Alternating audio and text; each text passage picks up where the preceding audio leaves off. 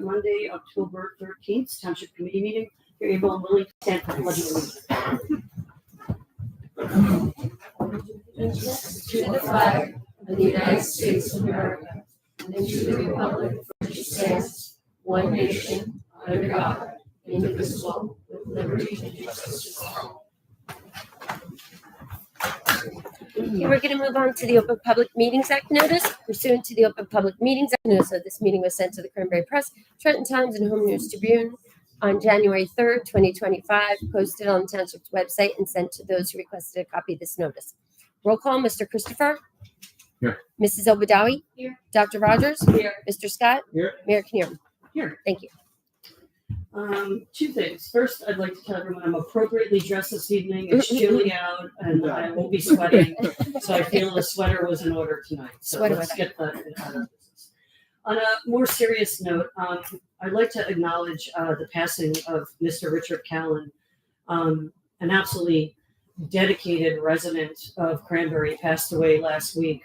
I had a blessing of attending his service, which I was blown away. I shouldn't be surprised at all by the attendance at his service. But if everybody would join me in a moment of silence for Richard and thanking him for his commitment to the Cranbury community.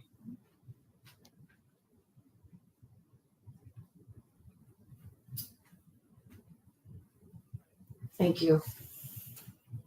Do we have any additions or changes to our agenda tonight? No?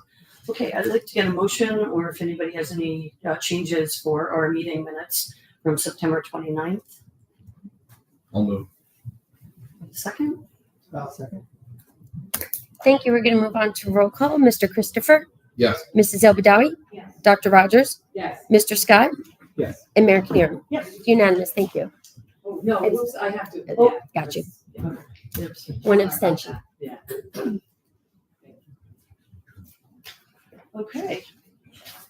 Who's our volunteer to start our committee updates? I'll start. I don't have it. Yeah, thank you. That's That's very- That's really generous of you. No. Thank you for not being long-winded with that recap. You're welcome. I'll jump in. I didn't have any meetings, didn't have any meetings last week, but it's an activity by the Parks and Rec. I'm happy to report that through their diligence, we have a lit flag in the park. Thanks also to Cranbury Fire Department and Joe Bonaventa for helping out, getting that done. Very exciting. Lions Club. Huh? Lions Club too. The Lions Club, yeah, thank you. Donated Sorry, the the Lions flag, Club right? for their generous donation and helping to pay for the light. So yeah, nice to see the little thing, but nice to see we get something done. And then I know there's been some progress made on the village park tennis courts. I was out there yesterday. Actually, they have the poles for the fencing set up. I don't know when it's gonna actually be done. No. They're working on I it. know. Doesn't look like it's close. They're working on it, and the weather's not helping. So, spring tennis. Spring. Benefits, right? That's all I got. What? Oh, yeah, I'm sorry. Like days still here. It's all right. Talking about whether I'm filming myself. I am sorry to be a little bit long-winded today, but I wanted to share, okay, what have we done? It's been a little bit busy. Our Affordable Housing Subcommittee has met a few times, and we continue to discuss updates both within our committee as well as with the state reps, and we're working through the issues, and we do have a date, I guess, October 28th for our settlement conference, so moving in that direction. The library board meeting occurred on October 9th, which I had to miss. It conflicted with the planning board meeting this month. And so I did get an update. We did reflect upon the new neighbors reception that I reported on last meeting. And just to hit the highlights, 35 new residents came and were welcomed by beautiful sunset and members of the library board and foundation, members of the TC, the Women's Club, First Aid Lions Club, and a couple of other boards and commissions. So it was really nice. They are also continuing to pursue their solar project, the rooftop solar project, and working through the kinks and the engineering and all sorts of things that they need to. But it is still a goal to have this solar project plan, I mean, certainly not up and running by this year, but they would love to have bid specs by December, so let's see how they can work on that. And many residents in Township have received a fundraising letter from the Library Foundation. And the Library Foundation obviously works very closely with the board. And last year, the foundation spent $30,000 to upgrade the showplace fireplace with the brick. Have you guys noticed that? The brick, yeah, the facade.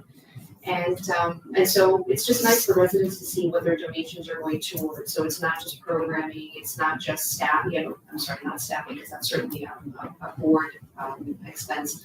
But however way they get to support the library, if the library doesn't have that funding or it isn't in the budget for that year, it was nice to see that the Library Foundation stepped up to help with that.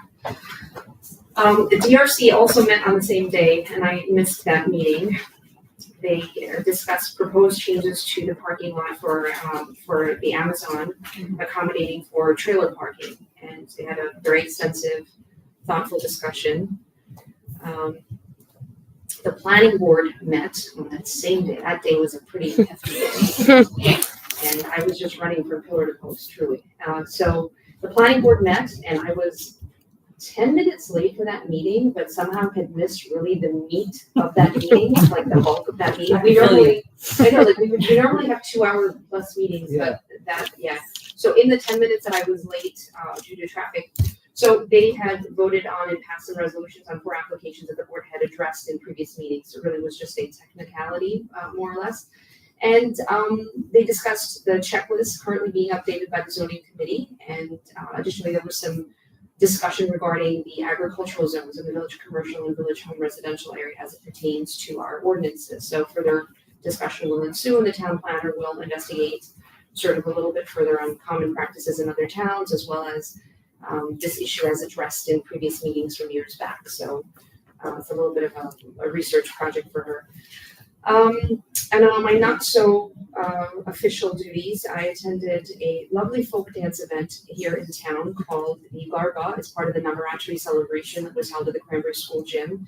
It was the first time that event was held in this town, and it was hosted by residents in town who were just invited guests, like residents were invited, I guess, through social media. It was very well attended, 260 people. Wow. All dressed up and all performing these dances together, these communal dances. It was really, really, really beautiful, very well done. I attended the Middlesex County Business Summit as well, believe it or not, on the same day as the DRC, the planning board and all of that. And the emphasis this year, every year they pick something different to really focus on. And the emphasis this year was on AI and its purpose in the business sector as well as local government. A lot of things I learned, and wow, it's quite a beast, this whole AI thing, good and bad.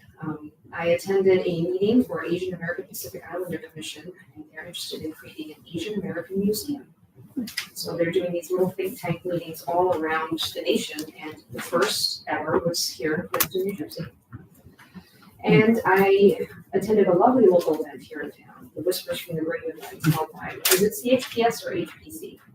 CHPS. It was just really lovely to see our town's residents get dressed up, period specific, and they've had their wonderful information sort of memorized and shared about. They were standing in front of the headstone of this person that had passed away, a person from, excuse me, generally war or someone who had supported the war, like a spouse of. And wonderful information, but more than that, it just was really nice to see all the residents, some with children, some with grandchildren, come together and discuss and enjoy the outdoors. And the weather didn't stop anything, so it was really nice and put together. And the scouts participated, CHPS, the Cranbury Inn provided refreshments, like just a lot of people coming together and just being a nice event for the residents in town. I would say that out of context, it's very alarming to see the people that participate in an event walking down Main Street.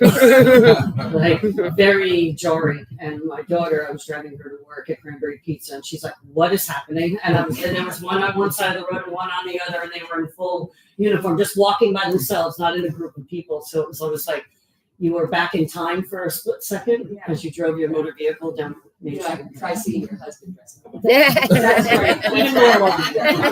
Thank you for that visual. And that is my report. Thank you. Any questions for me? Good? Thanks for your report. It's very busy. I have two things that I want to report on, one on boards and commissions, but I attended an ANJEC Environmental Congress. ANJEC stands for Association of New Jersey Environmental Commissions. And there's 564 towns and there aren't that many environmental commissions. But anyway, this environmental congress was one of the reasons why I attended was on our stormwater management. We have this new permitting, which I talked about earlier, MS4 permitting. MS4 stands for Municipal Separate Storm Sewer System. That's the system that, stormwater runoff, it conveys our stormwater runoff to local water bodies and while preventing pollution. So there's been this real big update on the MS4. The first phase was identifying all our outlets, which is being done. Tom Decker, our engineer, is now putting together a map. Believe it or not, we have no idea what our pipes are underneath the ground. So they're connecting the dots now. The second thing that's going to be happening in 2026 is something called a WIP, Watershed Improvement Plan. So what that does is basically it takes all that data and information and it identifies areas of concern and where potential water quality improvement projects may be implemented. So what does that mean? That means that as a township committee, we're going to have to think in the future how we're going to be improving certain areas.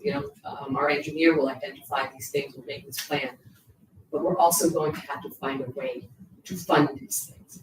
So I just want to keep us, ahead of the curve that we're going to have to be funding some probably significant stormwater improvement things.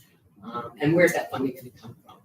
So there are some steps, and I'm not going to go into them, but the grants, but there's also other ways of funding it. So it's just keep this in mind that this is coming down the pipe, and literally, and Well done, Barbara. I want to keep informed so that I'm keeping our township informed.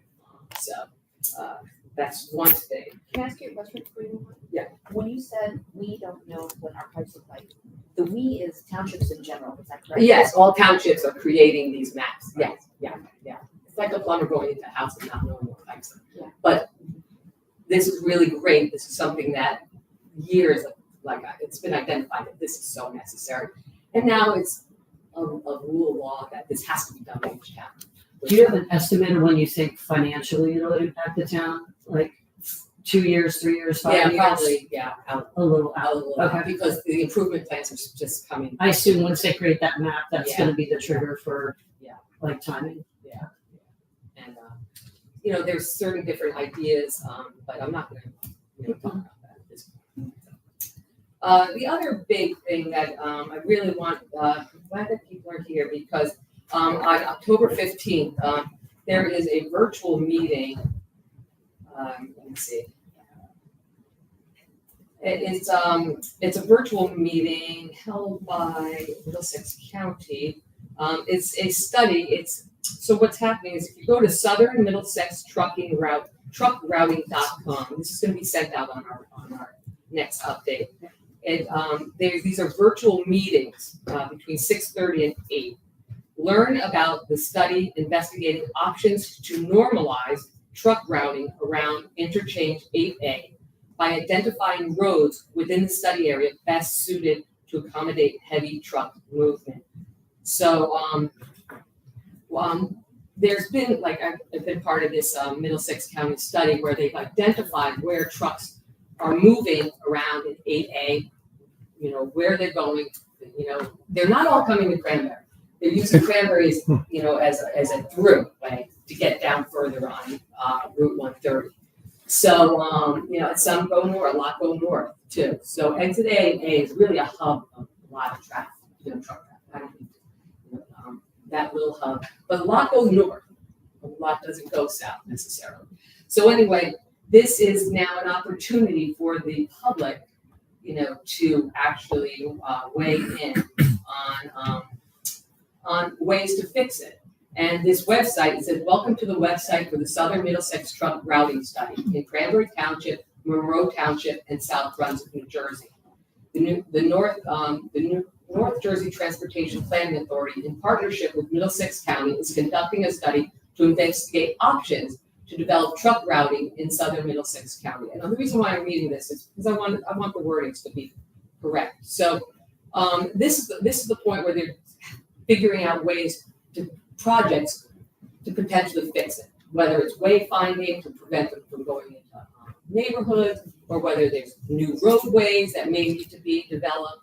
Anyway, so it's the best to accommodate trucks and avoid residential areas while providing efficient connectivity to clusters of freight activity in the area. So I think, please join this on Wednesday, because they have data points, but they don't have, we've got to hear the public, how it potentially impacts us. So. Hey, Barb, before you move on, do you know if they're engaging like Google Maps or Apple? I know there's that. Oh, yeah. There's more like They're a lot. looking at all of that. Oh, yeah. So what they've been also great at is they've taken the local leaders and planners and administrators from South Brunswick, from Monroe, from Cranbury, and we've all participated in these August calls. 25th was the leaders of. And they're doing exactly what they said they were going to do, which is spend the next year basically in public outreach and then collecting more data. So they're not rushing into anything. They're trying to get in touch with trucking companies and, those types of things. So they're taking information from, anywhere they can, but the fact that they're gathering it from the public too. So I believe this is going to be one of many. Well, of these. there's a whole, if you go to this website, it's really extensive what they're doing. It's a real, project that is really well thought out on how best to resolve.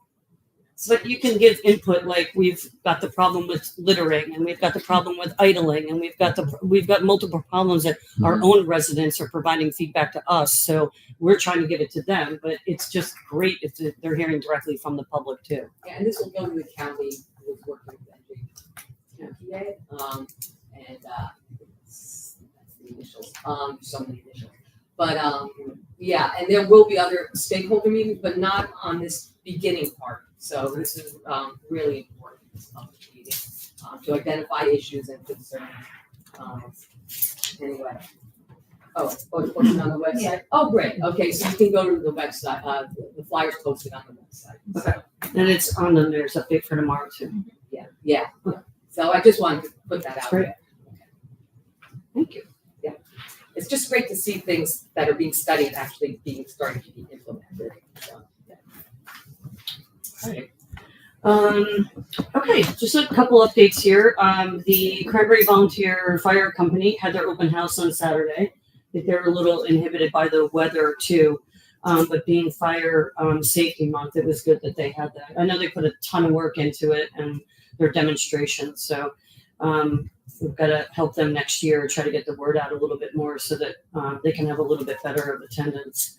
I have gotten to just an update on the internet and cellular service in Cranbury. I've spent a disproportionate amount of my time the last week talking to Verizon. They're a fascinatingly friendly company. And was on chat with them and made multiple calls for them. And after digging into it, they said they had put a work order in that was supposed to, at least in Shadow Oaks, it expired at like 2:00 in the morning the next day. Absolutely nothing happened. There was no change in my service at all. I was still on LTE. It was like garbage. I do want to thank everybody because I've gotten letters from residents, like basically reiterating everything that I talked about or everyone said. So it's a real problem here. I finally got to the bottom of it, and we are due for what they're calling upgrades and enhancements. We are tagged as an area and a town that require that. They take months to coordinate that. So what I'm trying to do is get them to speed that up, prioritize Cranbury, and using the fact that it's not just drop calls. It's not that people can't work from home. It's the fact that I had one resident say that they were on call with their wife's oncologist and they kept getting their call dropped and dropped and dropped. And I said, besides that and emergency services, suddenly there was more attention being paid. So I want to thank Rob, and I think you're going to kind of pick up, and I'll go on to other updates after that. But before I do that, you have a connection, and I sent you all my chat screenshots and all of that nonsense to see what we could do. And then, by the way, I'll move on to T-Mobile's on my list this week, and then I'll get to AT&T next week. So conveniently, one of our community members actually does work for Verizon Wireless, and he's chasing down a bunch of the emails that you sent me. I was negligent in not copying you on the email I sent to him, but it is moving in multiple fronts. So hopefully we'll get some traction soon. Okay, and then oddly enough, I got a text message telling me that FiOS was now available in my neighborhood, and I was like, I don't think that's right. So it's because we share the zip code 08512, and then we've got our sub zip code. So it's like, well, congratulations, East Windsor. They now have FiOS in their neighborhood, but it's not in Cranbury. So more to come on that. But again, if anybody has any contacts or what I also am still trying to do is get one point of contact at each of these, which I'll put in the mayor's updates, and then anyone can send their letter. And I just don't know if it's strength in numbers at this point, or we just have to go this route and find somebody that cares. But when they're going to care is when it's going to be too late, right? So we have an opportunity to be proactive in something. I'd like to get that done. So the police blotter, we're going to hear from the chief soon. The latest version of the police blotter is up and on our website. Latest on our county road improvements. So we had a little bit of a hiccup on South Main. We're waiting to get the schedule correct and when the contractor can start the work. But we're going to have. So we just received approval from the county to go ahead and move ahead with the sewer repair and then do the mill and pave probably After. Okay. Which is fine because the deeper concern is that if anyone's driving on Main Street and your car is bottoming out right there in front of the inn, that's the problem. And that is consistently getting worse. I mean, every single week it's getting worse. So I agree with that. But then the weather is just going to be the part that catches up to us, correct? Right. Yeah. So we have to see when the mill and pave will get done. That's what was holding it up. And the county agreed that we could go ahead and do the sewer repair. So we're going to do that first. So that'll take care of the road settlement, if at the very least, Mhm. right? And that's the thing we were worried about. Yeah, it'll just be patched and the county doesn't want that. They want it completely milled and paved, which I understand because they did it themselves not that long ago. And they don't want a patch job. They want it completely fixed, which is fine. Yeah, we'll take the Band-Aid as long as the wound is fixed. Right. Yeah. Okay. All right. Got it. Good work. Yeah. So that's going along. And then I don't know if that's going to have any impact on Shadow Oaks, correct? Are we going to be able to, we'll start the work on Shadow Oaks. Mhm. And do we know the timing of that? That's the one thing I didn't see in that. No, Okay. but they're hoping to get it all done this I know. year. I don't know. Yeah. Yeah. Shadow Oaks will start November 3rd. November 3rd, thank you. November 3rd. Okay. Yeah, they had a meeting. Monday. Okay. That's great. And if we can get that done by the end of the year, weather permitting. Yes. Weather Right. permitting. Okay. All right. And then I'll post tomorrow is voter registration deadline for the general election. And then I will post the subsequent dates in the mayor's update tomorrow so that everybody has those important dates in there. I always go to the clerk's page too. Yeah, you can go to the page on our township website. Okay. With that, I believe our chief of police is going to give us an update.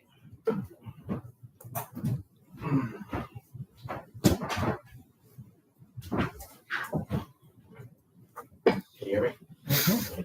I will start with the Shadow Oaks comment. They said by the end of November it should be done. So we're getting a lot of that as weather permitting. There is Thanksgiving in there. They were going to start this week. I apologize. They were going to start the week of Halloween, and obviously why I told them not to start Halloween. So that did delay it. But Halloween's on a Friday this night, and the roads would be tore up, and they're going to leave them until they're ready to come back and mill. So for obvious reasons, they're going to start that Monday right after Halloween. That's great. Thank you. You're welcome. So in front of you, or I emailed you, I apologize, I don't know if it's in front of you or not, or just a monthly report and the police blotter. I'll go over the report first. Summonses for the month are on par. We're right where we were last year with less officers. So if you see a disparity in the number compared to the year before, it's surely based off of the amount of officers that are on the road. And that's self-explanatory. Motor vehicle stops are up for the month of September 2025.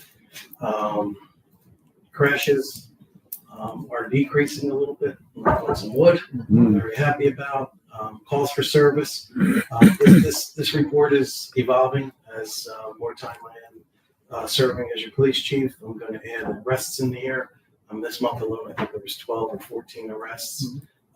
So I just think it's important, to add that. It'll be there for next month. I didn't want to rush, but I do want to do a comparison like I do from the years past. Overtime was almost at a bare minimum. We'll see the increase this month. We have mandatory training, and it was on the range for since this morning, and that'll happen again Wednesday. So there will be spikes in that. But for this month, I don't even know. I'm just going to be quiet because it's 33 hours. So we'll leave that alone. It explains that. That's the overtime. And then Detective Bureau. I am happy to. We are making some headway on some of these nasty threats. Some stuff I haven't shared because we're still actively investigating it. We have some new ones, which never ceases to amaze me. Same story, but whenever like a news article or something happens, it ignites everything. And so we do have some new ones. I'm not going to tell you what they're doing to counteract our investigation, so we'll leave it at that. But we are making some progress, which I'm happy about. So you'll see the school assist involvement has dramatically jumped up. That's obviously because school's in session. So not that we're having problems at our schools. We're just doing our due diligence in protecting our schools the best that we can. The police blotter it was emailed also. It was a longest report. You can see the font's a little smaller. I promised this committee that I would keep it to a page. When I first started this, it was at you can go to 2 if you need to. No, it was. I don't want to. I'm gonna have to up these. It was 6. It was 6 pages, and I got it down to 8 pages. It literally is like a 2 So font. it's a 9.5. Don't get crazy there. I know we're all getting older, but I wear glasses, so it's okay. Zooming in. I see it on my phone, so. Yeah, well, that's perfect. And everybody look on it on your phone. Zoom. So there was we had a couple missing persons. Thankfully, they turned out okay. A hit and run. I just highlighted some of the stuff, and then there was a bunch of arrests. Some months are like that. There's some that aren't even in here. The normal everyday arrest, whatever that normal means. There was one of you that asked a question, and then let me answer it with respect to maybe if you want to explain it a little bit better. You just wanted to know what the process is, or how does that work? They've seen that you were Releasing a lot of people. well. It seemed like there was a warrant out for them, so you stop them, and then they get processed, and then they get re-released. Yeah, I know that there's that law that you Yes, so the new law that the AOC, which is the Administrative Office of the Courts, empowers the judges to sign these warrants. For a warrant, the judges are very specific to give it $1 amount, obviously, and we're seeing more of them now. We went for a couple of years with no warrants and nobody showing up in court. And there's a neighboring town that's, I think, $2 million, in the red that people haven't paid their fine, which is huge. And it's a small town like ours. So, but to that end, the judge came out with a certain set of rules that said, hey, you can issue these warrants. If it's $500 or less, you must accept a bail recog form, which is a recognizance form. We give them a new court date. We do it right on the side of the road. We have the forms with us. We call the court. Court says, okay, our court's Wednesday morning. Ours are always Wednesday morning, 9 o'clock, or Thursday night. And you must appear. We have them sign it. They agree that they're going to appear, and they're on their way. Do they appear? No, they're still not going to appear. However, that's what the rule says. Our Attorney General has approved it. Before, even if it was a $200 warrant, our officers would have to place them under arrest. It doesn't say may, it says shall. And when the law says shall, for a police officer, it's like opening the Bible, right? It's law. So we then arrest and we bring them back even for a $200 warrant. So you're seeing a lot more of those. Anything over 500, they come back to headquarters. We process them, fingerprint, everything that we normally would do an arrest report. We call that agency. That agency still has the right to release them if they don't have the officers to come pick up the individual that's under arrest and bring them to their version of wherever their jail is. If it's Middlesex, it's Middlesex. If it's Mercer, it's Mercer. Anywhere in the state of New Jersey, all 21 counties. So that's how that works. It doesn't matter whether it's a traffic warrant or a criminal warrant. The guidelines are still the same, 500 or less. We can release them right from the side of the road if it was a motor vehicle stop. Because it's in the police, it's in the police blotter, and then people see them really. Yeah. That explains. Yeah, but that doesn't necessarily mean on the side of the road. Like I Right. said, if we arrest you for DWI and then you had a warrant, we still have to get that permission from that court to say, yes, they can come another time. Or they're going to have to send their police officers to pick up the individual and bring them to county court. I just don't want the public to say, oh. look, To think nobody's coming to get them. Right? Yeah. Yeah. That's great, thank you. You're welcome. Any other questions? You reminded me talking about Halloween. So this is the part of the meeting I'd like to call things said on the internet that aren't true. Okay, yeah, sure.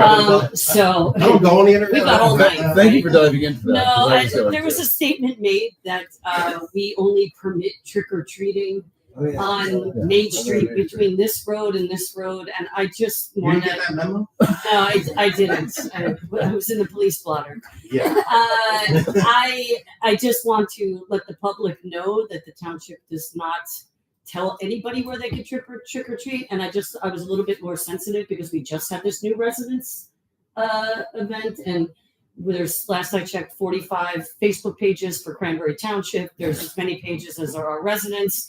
And so if the new families are going on there and subscribing and trying to get their information from there, I just want to clear that up, that is not true. We have a disproportionate amount of people over the years that go to Main Street. I have lived here only for 9 years. I have never had my bell rung on in Shadow Oaks because everybody goes to Main Street. That's where they go. It's not where they're permitted to go. So anybody can walk around and trick or treat or treat and trick, Anywhere. do around whatever town. you want. Wherever they So free range chicken trick or treating in Cranbury Township. They should subscribe to So, the website. so just wanted to clear that up. I forgot to mention that. That's So enjoy Halloween. Thank Website, you I for the keep it- help on nobody Main looks at it. Street Very well. that you provide. But I think we're going to have a big turnout this year because it is on Friday. Yeah, and the officers will be there, and I will allude to what you just said. There's plenty of help where you don't see in the outskirts. I still have officers there as well. This will be my 27th one, so they're all over the place. Obviously, the bulk is what you said, where you see them every day. So you'll see the lights going up and down. A lot of crossing guards out there as well. There'll be plenty of presence everywhere in town. Perfect. Thank you guys very much. Thank you. Behave mischief tonight, everyone. Right? Yeah. Thanks, Chief. You're welcome. Thank you. Okay. Do we have any follow-up items? All right. Our vacancies, pleased to announce, we're down to 3 versus 4. The Environmental Commission still has the first alternate and second alternate. The second alternate on the zoning board has been filled this evening through a resolution. And then we have opened the Municipal Alliance a full membership. Actually, I think I lied. Zoning is the full membership. Zoning is a Was the full Full alternate 2 membership. is still open. My apologies. I Yeah. lied through you. Yeah. Full membership has been filled. Second Yes. alternate Remains vacant. My remains apologies. vacant. Okay, we have full. We're Sorry. open. Yeah. And I'll publish that in the mayor's update, just to clarify. Okay, we have no first or second readings this evening, so I will go to ask that a motion to approve resolutions A through D. so moved. Second, Second. Thank you. We'll move on to roll call. Mr. Christopher, Yes. Mrs. Elbadawi, Yes. Dr. Rogers, Yes. Mr. Scott, Yes. and Mayor Knierim. yes. Thank you. It's unanimous. All right, well, thank you. We have a packed house tonight for public comments. Thanks for coming in, getting out of the rain. Just as a reminder, when you come up, the light's already red, so you don't have to touch anything. Just come in, check in, put your name in there, and just a reminder, you've got 3 minutes, and thanks for coming.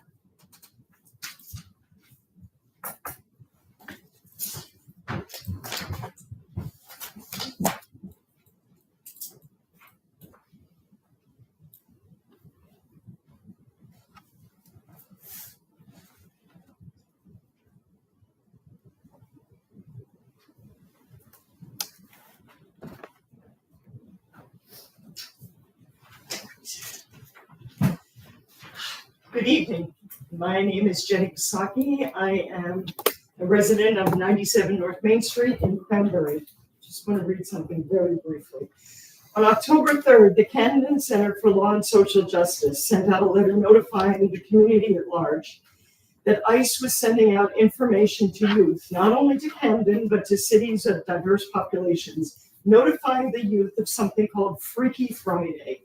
This is a program encouraging unaccompanied children and youth, also known as UCs, who are 14 years of age or older to self-deport. According to the Camden Center, the letters were strong and threatening. They were stating that youth could be detained when they hit 18. It told the youth that they could earn up to $2,500 for returning to their home country with or without their parents. It threatened to force deportation of parents if the youth did not follow the letter. And it is supposedly that letter is being sent all over the state. Now, admittedly, we do not know if any of our youth at Princeton High School, which is, as you know, Cranbury residents go there, we don't know that any of our youth have received such a letter. But the reason I'm bringing this up is that I would like the committee to still consider writing a letter of support for the Immigrant Trust Act. And the biggest reason I am even talking about this is because it's my understanding that the committee has concerns about the Immigrant Trust Act. And I'd actually like to bring you back to the idea that the Immigrant Trust Directive is still in place. But we do have one major candidate who is saying they will take it off the table as soon as they become governor. The Immigrant Trust Directive protects our police. The Immigrant Trust Directive tells our police that they do not have to get used for federal law enforcement. Obviously, our police will always be making sure that they protect citizens against criminal activity, but they do not have to get used for federal law enforcement. I know this town has been through a lot. I know this committee has been through a lot. I don't want to bring any more shame to this committee or this town. I don't want to bring any more derision between the residents of this town. I do want the residents of this town to be able to trust their police. If the Immigrant Trust Directive gets dropped and there's a new attorney general, that could mean that the police then end up getting used for federal law enforcement. It also means that our taxes are going to federal law enforcement and not necessarily the protection of our citizens. I would like you to please consider that if you are concerned about our taxes, if you're concerned about our safety, if you're concerned about the reputation of this town, you will consider supporting the Immigrant Trust Directive. Thank you. Thank you. Thank you. Sorry. Tried to catch her. She had like that. Keep her practice.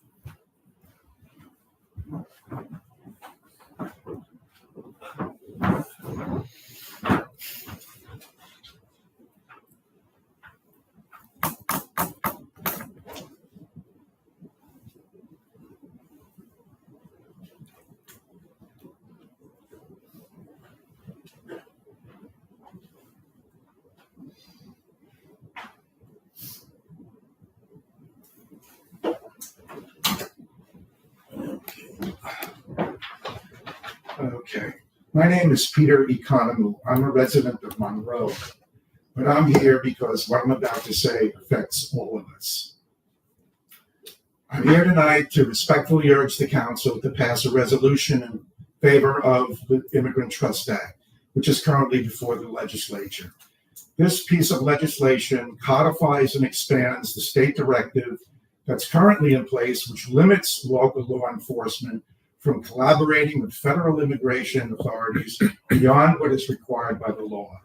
Contrary to some false statements that have been made to argue against the ITA, it does not prevent local police from pursuing immigrants involved in criminal activity.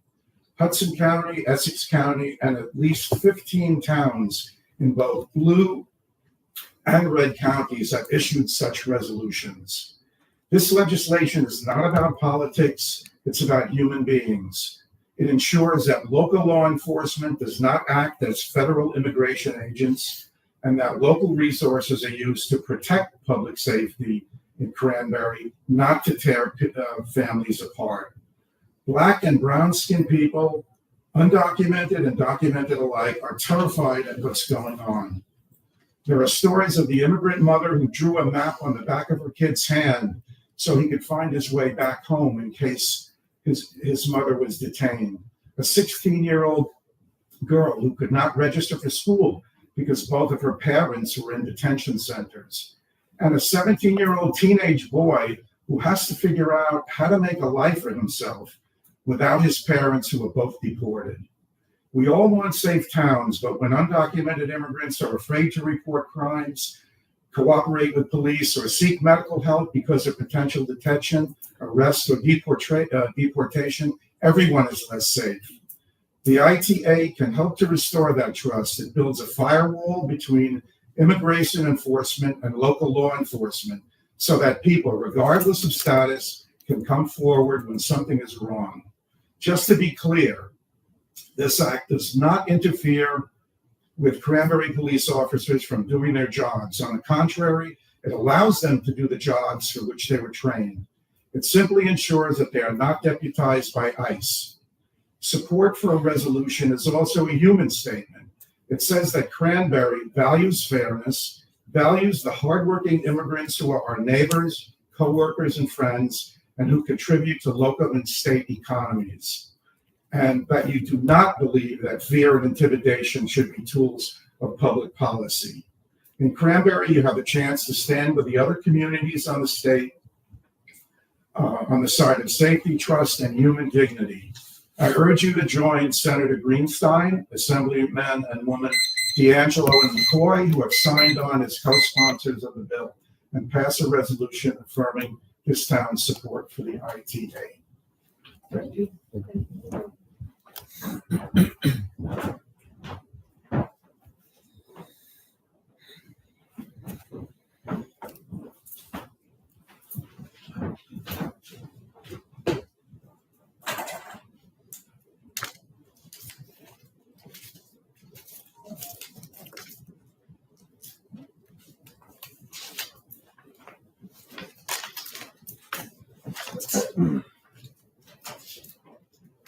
Thanks. So my name is Irfan Kawaja. I live in Princeton. And I wanted to speak in favor of having the council pass a resolution in favor of the Immigrant Trust Act, modeling one we have in Princeton. Now, it's no secret that Cranbury has lots of warehouses and thousands of square feet of warehouse space. I myself used to do data entry work at the old Lennox China facility in town. It's no secret that, like a lot of nearby towns, Cranbury seeks out warehouses for their value as rateables as part of your master plan and that of many other towns. It's also no secret that the floor jobs at these warehouses are often done by migrant labor: loading, receiving, unloading, picking, packing, sorting, QC, janitorial work, maintenance. I was a hospital janitor myself, so I know the drill. Take these jobs out of the equation, and you've got no economy. No warehouses, no rateables, no tax revenue. These migrant workers don't just pay taxes and work hard in some generic sense. They make your quality of life possible. They make it possible for you to have a quaint town of the kind you have. But it's no secret that the workers in question are on the receiving end of an assault, care of an alphabet soup of federal agencies: HSA, HSI, CPB, ICE. These entities aren't law enforcement agencies in any normal sense of the word. They are the front end of a military occupation whose explicit targets are the people of this country. I've spent time under two military dictatorships myself, Pakistan and the West Bank. I've been falsely accused of crimes, detained, strip searched, interrogated, and shot at with live ammunition. I know what a military occupation looks like from the inside, and we are headed there. The hour is late. Election day is a couple weeks away. Both of our gubernatorial candidates are evading this issue as hard as they can. One is against the Immigrant Trust Directive, and neither is in favor of the Immigrant Trust Act. If municipalities don't dissent, the game is over. This is not a drill. These are not exaggerations. Our freedom is on the line, and it is partly in your hands. You need to respond in a way that will make you proud to have done your part to defend it. The time is now. Thank you. Thank you.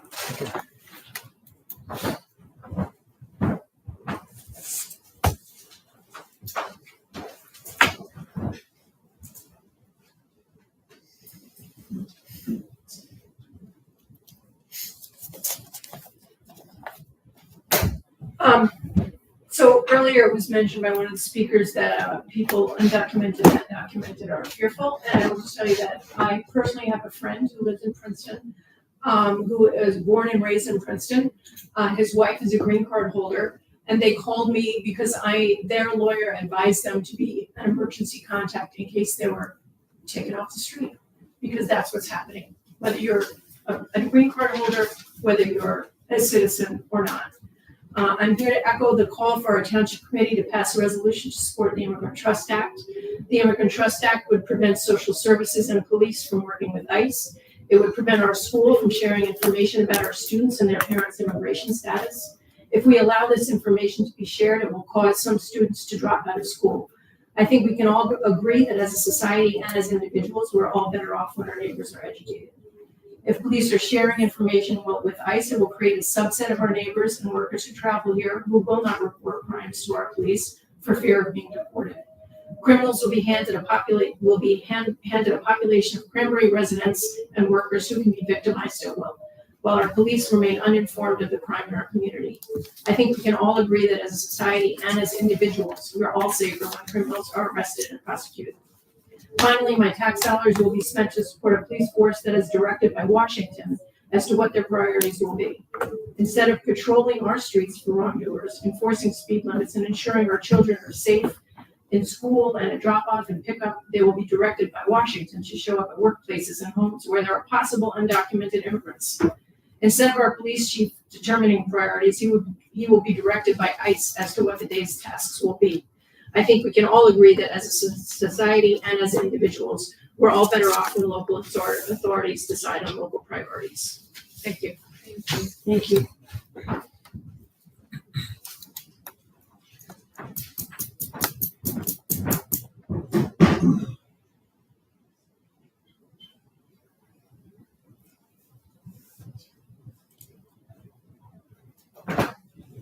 Hi, I'm Andrea Kane, 30 Maplewood Ave.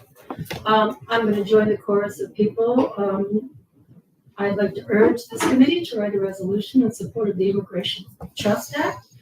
We need legislators to codify New Jersey's existing Immigration Trust Directive and turn it into law. 17 other municipalities have already done this, and Cranbury must join them.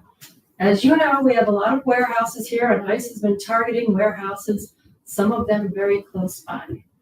We are a diverse community, and we must protect our residents, friends, and neighbors from the lawless infringement on our civil rights being perpetrated by an out-of-control DHS federal government with the help of a lot of masked thugs. They're attacking people on the basis of appearance, which is against our Constitution. They're zip-tying children and shoving women and elderly people to the ground. 70% of these detained are innocent of any criminal activity, and many are American citizens or have green cards. I don't want my tax dollars funding what I consider government-sanctioned kidnapping. I don't think our police department should be engaged in unconstitutional actions, including violations of the Fourth Amendment against unreasonable search and seizure and the Fifth Amendment's guarantee of due process. Cranbury must stand against this rogue administration and stand with our residents. Please consider it. Thank you.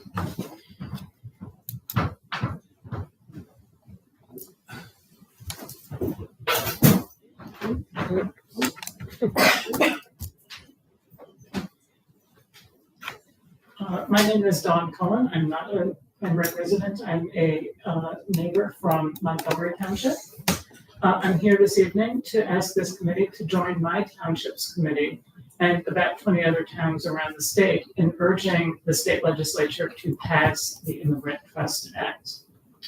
My husband is an immigrant. My children are children of an immigrant. Many friends and neighbors are immigrants and children of immigrants. So this issue is very personal for me. Reading the news these days, I'm very fearful for their safety. It's very clear from news reports that legal immigration status is no guarantee of immunity from ICE's dragnets.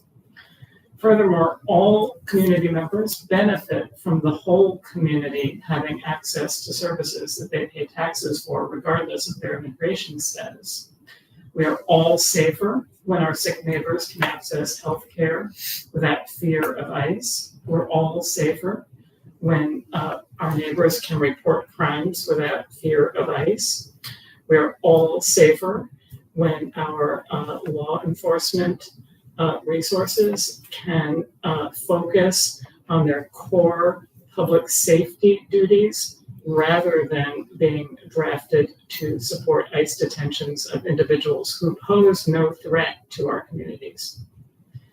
Let's be clear, the Immigrant Trust Act is not going to stop the raids, but it can put a very significant speed bump against the damage they inflict. And I want that speed bump to protect our communities from ICE's horrifying activities. I urge you to amplify my town's voice on this issue by adding your voice to the calls for action on the Immigrant Trust Act. New Jersey cannot afford to wait. Thank you.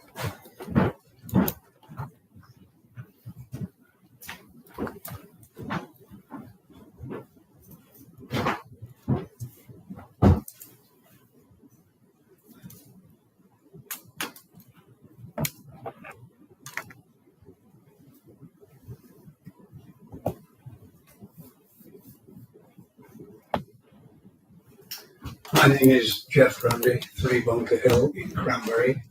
I just want to make a simple statement to say that I, as a member of this township, am in favor of the Immigrant Trust Act. Thank you.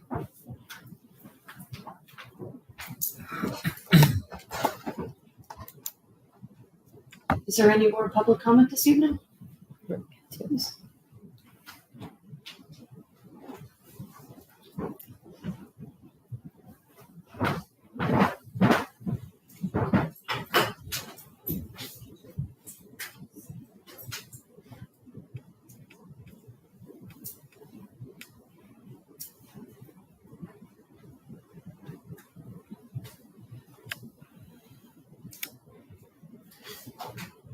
My name is Michael Doolin. I live at 11 Winwood Drive in Cranbury.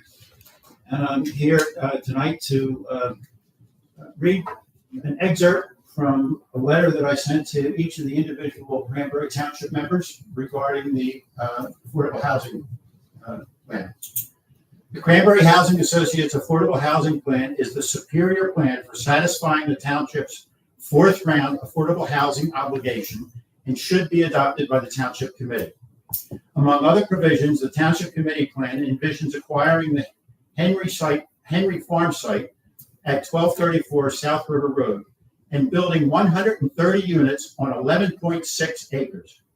In comparison to other Cranbury neighborhoods, the development would be large and concentrated on a relatively small tract of land. A culture distinct from the rest of the township would likely develop, creating different needs and preferences from other neighborhoods. Unhelpful competition for resources could develop between residents of the development and other neighborhoods. Such competition would likely exacerbate the isolation that will come from the physical separation of the neighborhood from the rest of Cranbury. In contrast, the Cranbury Housing Associates plan spreads the affordable housing units among residential areas that already exist and promotes the kind of discussion and consideration of ideas for dealing with issues that has been the hallmark of Cranbury for many years. A separate concern regarding the development of the Henry Farm site is that traffic in the area would also create challenges different from the traffic challenges in other parts of the township. The only access to the Henry Farm site would be through South River Road. Though just one lane in each direction, South River Road serves as a key route to the New Jersey Turnpike for commuters and trucks serving local warehouses. The proposed development would simply add to an already growing problem. The new development will also generate school traffic, a new and potentially difficult situation for drivers and students alike in the area of development, especially considering the warehouse traffic that already exists. Finally, the Henrys do not want to sell their property, so acquiring the site would require the use of eminent domain, a costly and divisive process. Please vote to adopt the Cranbury Housing Associates Affordable Housing Plan for satisfying the township's fourth round affordable housing obligation. And on a totally different topic, I also want to support writing a resolution that supports the Immigrant Trust Act. I think it's a very important piece of legislation, and the discussion that we've heard from all the people who have spoken so far is very important and very informative. We need the Immigrant Trust Act resolution. Thank you. Thank you.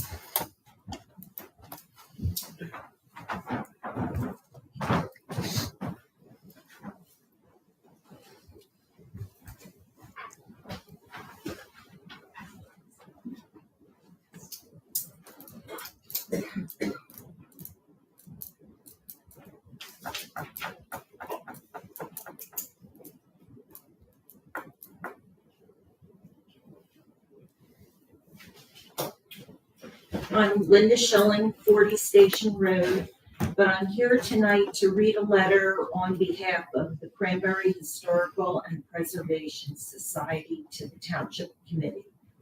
And it is regarding 147 Plainsboro Road Preservation, also known as the Barkley Farm, the Dancer Farm, or I guess now the Pertinick Family Farm.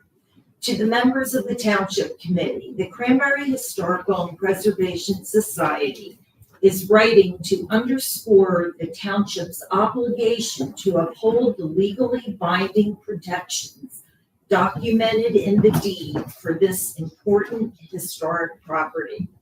Throughout this year, numerous residents have expressed their strong support for preserving this landmark. Allowing the building to deteriorate further or considering its demolition would be unacceptable and inconsistent with the township's responsibilities under the deed and local ordinances. The Cranbury Historic Preservation Commission has reviewed the matter and clearly stated its opposition to demolition or replacement with a modern replica. The Commission has recommended the repair and preservation of the existing structure. Given this formal recommendation, we are deeply concerned that discussions of modern redevelopment appear to be continuing, contrary to the Commission's expert guidance. At the May 12th Township Committee meeting, the process for filing a formal maintenance complaint was clarified, and such a complaint was submitted that evening. The property owner's own reports indicate non-compliance with the Township Maintenance Code. Despite this, no temporary protections have been installed and no repairs have been undertaken. We recognize that this issue extends beyond maintenance, or beyond the maintenance enforcement officer, and falls within the purview of township leadership to ensure compliance. We respectfully urge the Township Committee to take immediate action to enforce the deed restrictions and the Cranbury Township Maintenance Code. The ongoing neglect of this deed-protected historic asset threatens an irreplaceable part of Cranbury's heritage. Thanks. Thank you.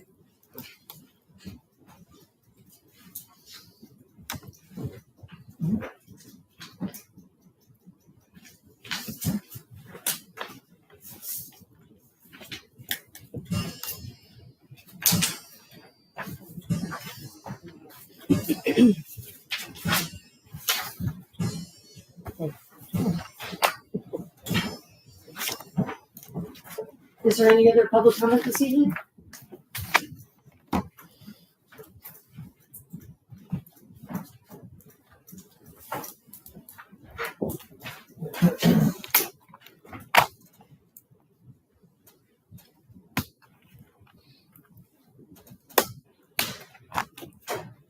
My name is Peggy O'Reilly. I live in Monroe. One of the things I've always admired about Cranbury is that you are a true community, representing lots of different people in a very, what appeared to me, a most inclusive way.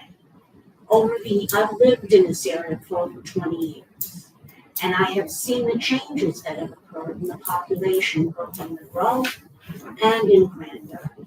And I see people engaging with each other on the streets and enjoying life in your town. So I respect Cranbury tremendously. I'm here to support a resolution for the Immigrant Trust Act because I truly believe that we are a nation of immigrants. And while we await, hopefully at some future date, revision of our immigration laws to provide paths for citizenship for people, that's important to protect people who are here, people who are law-abiding, people who contribute, children who are in our schools. We now have extremely populations with large immigrant populations in our schools. So I'm just making a plea because I know you're all good people, and although we may disagree on some topics, in the end, we are all here. We all want the best to support members of our community. Thank you.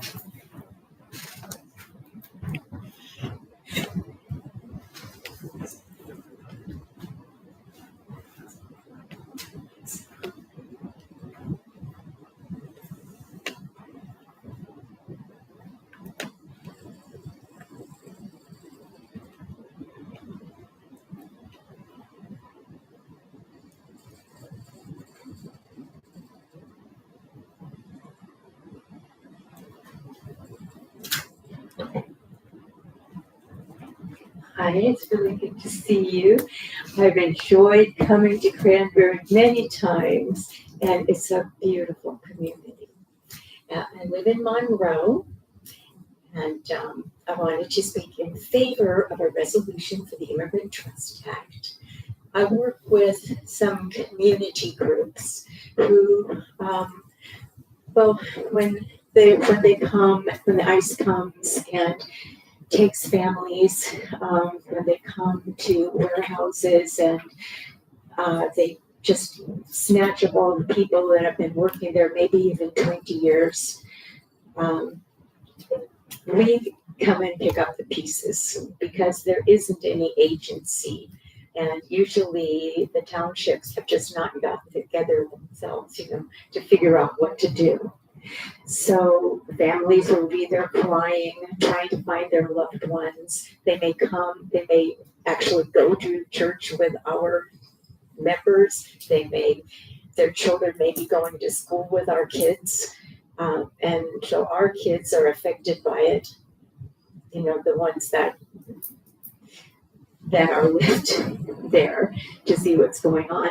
And then we're also, with our churches, we're trying to find ways to pay the rent when that person who's making the breadwinner has been taken, or to try and find out where their family member has been taken to, because people are simply disappeared. There's no accountability taken for the people that have been snatched and disappeared.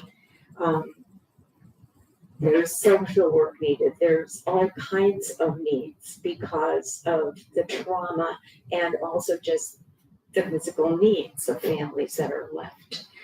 So we do what we can as community members and in the churches. And when we hear that ICE is in the neighborhood, we can go out and we can look and see, and then we can go and tell people, stay home, don't go out. No, you don't have to open your door when they knock on it. No, you don't have to open your car door when they're pounding on your car door. It's a private space. There's just, I can't need to tell you how it's just a daily thing, that we're doing. every day. And we've gone around to businesses, we've gone around to some of the warehouses in the area, with Edison and Monroe and some other towns, and explained to them, know your rights. What are your rights? You know, you have the right to remain silent. A warrant, it has to be a judicial warrant, and this is what one looks like. So I'm asking that you too sign a resolution for the Immigrant Trust Act and find something that you can do to help teach businesses their rights. We do. Teach people their rights. We do. Thank you. Your name is? Catherine Hunt, and I'm in Monroe. Sorry. Thank you, I Catherine. wrote it down, but I can't. Thank you. That's okay. Thank you, Catherine. Thank you.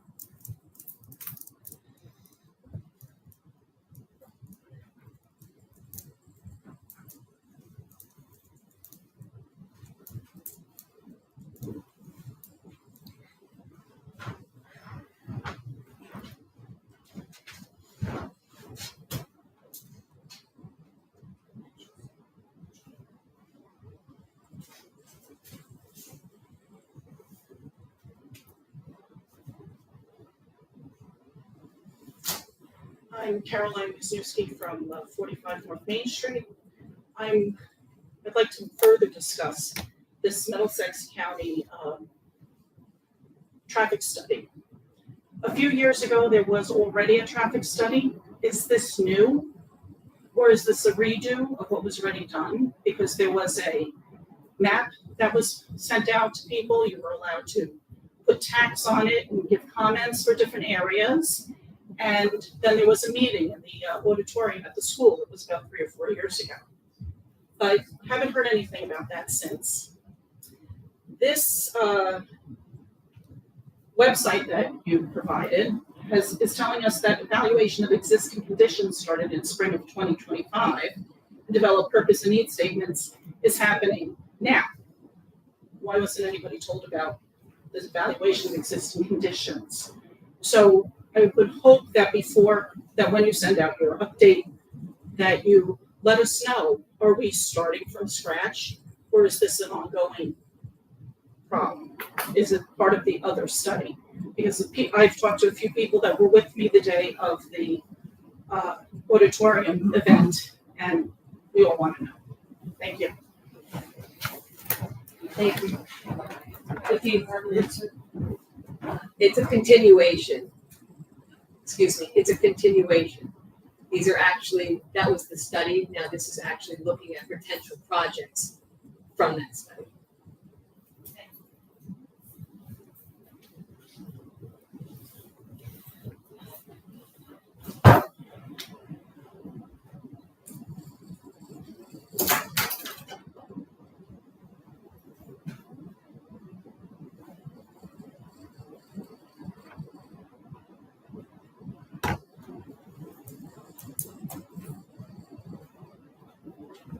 Good evening. First, I'd like to thank you for recognizing Richard Callan and his contribution to this community. As you know, he's been at so many meetings for the last 30 years, more than all of you put together, and he always has something to contribute, questions, answers, comments. So again, thank you for that. I'd also like to support the Historical Society's opinions about the Dancer House and the recommendations from your HPC. You have a deed restriction for you to enforce it. You have HPC as part of that deed restriction, and their recommendations are to enforce it and preserve that house. If you don't start preserving these houses, Cranbury will not be the historic place that it is. The residents of this town have worked over 40, 50 years preserving this town. That's why many of you have moved here, because of our historic resources. If you don't continue that, we're going downhill. Potentially, we've lost a historic house for the affordable housing site. The planning board didn't even give consideration to HPC's comments. You must start preserving Cranbury's historic resources. Continue what the town and the township residents have done all these years. It's the most important element you can do right now. And I would hope the residents who are sitting here now that support it all get up to speak, because you've indicated in the past, people are in the audience, you don't know why they're here. So I request everyone get up here, 2 seconds, to say the same thing. Support historic preservation. Save this Dancer House. Thank you. Thank you.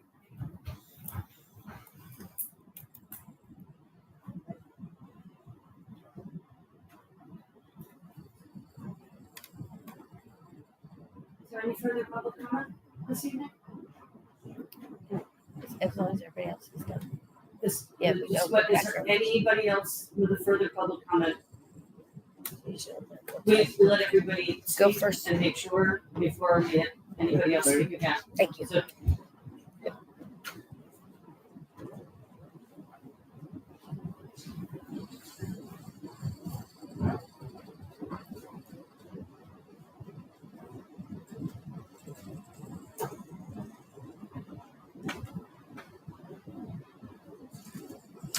Yeah, Bonnie Marlowe, I just wanted to support what Mark said. I was on the Preservation Commission when the Dancer property was purchased. I remember distinctly that the township purchased it, not just to preserve the land, but also specifically put in the deed that the house was to be maintained. It was, and demolition by neglect was not an excuse. The township has been, over the years, pretty negligent about paying attention to that. And I would just think it would be a shame and would set a very bad example if you just ignored that. thank you.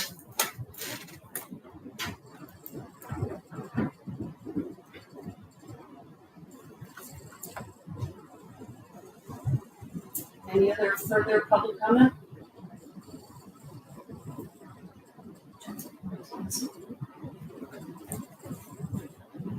Again, Jenny Pisaki from 97 North Main Street.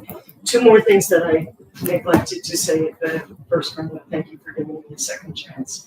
I know that the Township Committee has been concerned about litigation that has been brought up against the Immigrant Trust Directive. Since 2018, there's been at least 2 major lawsuits to try to challenge the Immigrant Trust Directive, and they both lost.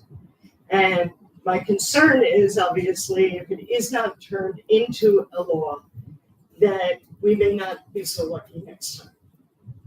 The second thing is there's been some concern that we've been asking you to put this resolution together and send it up to the New Jersey State Legislature. We do know that the New Jersey State Legislature is supposedly not in session at present, even though there is still a lot of work going on. We also know that when the legislature wants to move something out of committee quickly, they do. They have done this when they are considering giving themselves a raise. So if something is still, if the Immigrant Trust Act is still in committee, that does not mean that it cannot be quickly moved out of committee and voted upon. And that I'm recommending that if you can send your resolution as quickly as possible, joining with 17 other municipalities, 2 other counties, and actually this week, Middlesex County is also considering sending a resolution. If you can do that as soon as possible, please do. If you feel the necessity of waiting until after the election and hoping that it will get approved during lame duck, well, that's better than nothing. But don't be fooled in believing that things are not moving in the state legislature just because now we're in a holding pattern between now and the election. Don't be fooled that there haven't been other challenges to the Immigrant Trust Act that have not prevailed. Hopefully, we'll be able to continue that record. Thank you. Thank you.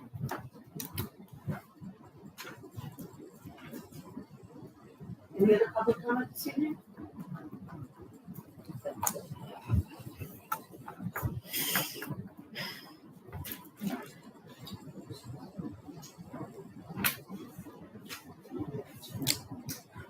Thank you again for allowing me another time up here to speak with you. Just wanted to comment on our 4th Amendment, which we do have. It says the right of the people to be secure in their persons, houses, acres, and effects against all unreasonable searches and seizures shall not be violated. And no warrants shall issue, but upon probable cause, supported by oath or affirmation, that means judicial warrant, and particularly describing the place to be searched and the persons or things to be seized. So we see a degradation now of our rights and our Fourth Amendment. Nobody is standing up for them or enforcing them. Even our police allow masked people to jump out, snatch people up, disappear them, and they're completely unaccountable. They do not document. They just do what they want with no accountability. I'm an RN. I have to be accountable for everything I do. I have to write down everything I do, and I identify myself. That said, we did once upon a time have an authoritarian government. His name was King George. If you remember the words of Hamilton, you'll come crawling back to me, la, la, la, la, la. Yeah, and that's what's happening now. It is entirely appropriate for a municipal council to pass a resolution in favor of the Immigrant Trust Act. In the days when we had King George, the soldiers could come, the British soldiers could come to your house and take anything they wanted, and you too. People got tired of that. So they went to their municipal councils. They passed rules, regulations, ordinances, resolutions, and that made it way up to the county level, to the state level, to the regional level, and finally to the national constitution, which we have to protect now. Anybody ever take a promise to protect the Constitution of the United States of America? Now's your chance. Please do pass a resolution in favor of the Immigrant Trust Act. It is very influential to our legislators when they see the kind of support that a piece of legislation can get from general population and from municipalities. So please use your influence and help us out. Thank you. Thank you again.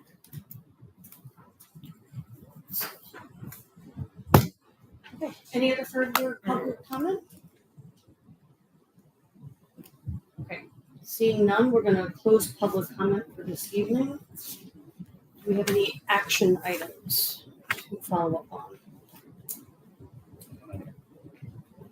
Here, I just wanted to share that I appreciate we have very thoughtful people amongst us, and that's what I see tonight's public comment in general was about.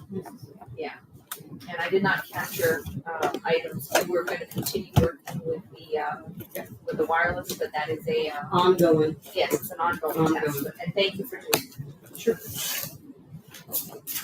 Okay. At this time, we are going to move into closed session. No further township business will be conducted, and we will adjourn promptly after that closed session. So can I get a motion to go into closed session? Motion to close.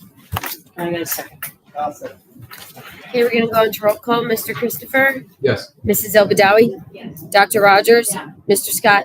Yes. Mayor Kier? Yes. Thank you, it's unanimous. There we go, too. Thank you. We're still recording.